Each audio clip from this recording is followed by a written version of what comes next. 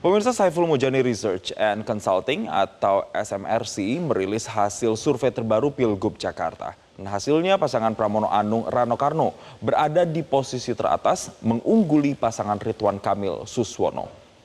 Elektabilitas Pramono Rano ini menyentuh 46% pemirsa. Kami boleh tampilkan gambarnya yang ada di sini.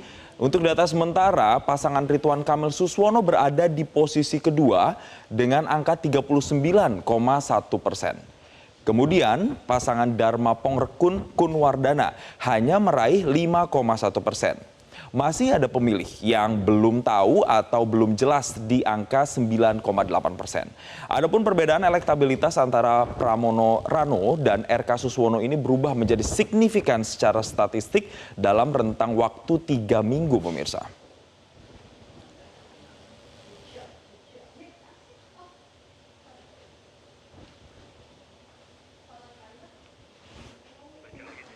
Pemirsa, Direktur Eksekutif SMRC menjelaskan bahwa keunggulan Pramono Rano ini kemungkinan disebabkan oleh popularitas pasangan tersebut. Dari sisi kualitas, tingkat penerimaan terhadap Pramono Rano juga lebih positif dibandingkan dengan calon lainnya. Survei SMRC dilaksanakan pada 31 Oktober hingga 9 November 2024 dengan 1.210 responden. Margin of error sekitar 2,9%, pada tingkat kepercayaan 95%.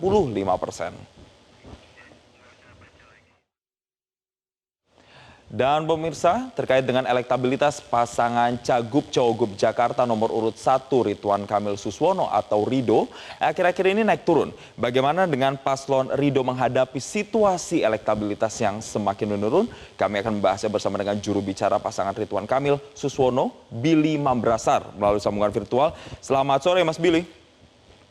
Selamat sore. Baik, Mas Billy, terima kasih telah bergabung bersama kami. Elektabilitas jelang 14 hari ini, kurang lebih ya, 13 sampai 14 hari pemungutan suara nanti ini kayaknya masih naik turun. Masih kuat nggak nih pasangan Rido kira-kira untuk bisa meningkatkan elektabilitas lagi?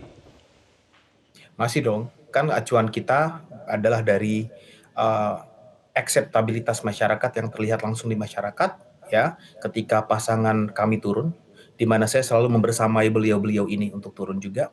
Atau kita bisa melakukan komparasi terhadap survei, dan ingat lembaga survei itu banyak, dan survei yang mereka lakukan itu dalam periode tertentu, dan kemudian sampel yang dijadikan oleh survei itu juga tidak merepresentasikan sampel populasi secara keseluruhan.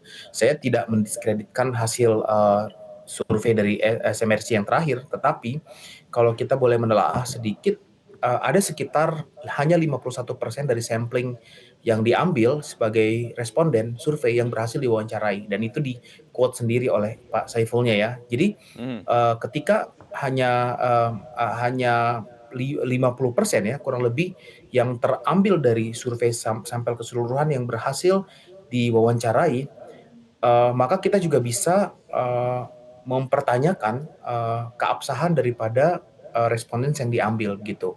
Nah, tapi saya juga tidak ingin kemudian mengatakan bahwa survei ini tidak valid. Tidak, bukan itu poin saya. Tetapi poin yang ingin saya sampaikan di sini adalah pasangan kami tetap optimis, pasangan kami tetap positif, karena saya sendiri yang sudah pernah menjadi juru bicara Pilpres ya, dan saat itu saya berada di TKN, saya juru bicara Pilpres untuk kandidat Pak Prabowo dan Mas Gibran.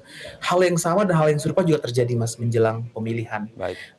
Dan pada periode tertentu beberapa lembaga survei bahkan menunjukkan bahwa hasil Pak Prabowo dan Mas Gibran itu di bawah kandidat yang lain. Tapi kenyataannya ketika survei itu menjadi pemantik buat kami, tim kemenangan ya, tim sukses, untuk menjadikan itu acuan seberapa besar dan seberapa keras lagi kami harus bekerja, Baik, Mas seberapa Billy, masih ada sering lagi kami optimisme di harus situ turun ya ke untuk bisa masyarakat. meningkatkan Ya. elektabilitas. Tapi apa ya pegangannya? Apakah nanti pada saat debat pada tanggal 17 nanti kan itu kan temanya tata kota yang katanya itu sangat Ridwan Kamil, atau mungkin barusan tadi kampanye akbar yang kira-kira itu bisa jadi acuan untuk sekiranya bisa meningkatkan atau memberikan booster untuk elektabilitasnya. Apa kira-kira pegangannya kalau gitu? Iya, pegangannya adalah tentu ini menjadi acuan bagi kami bahwa kami harus merubah atau sedikit melakukan adjustment terhadap pendekatan gitu kan. Jadi terima kasih buat seluruh lembaga survei yang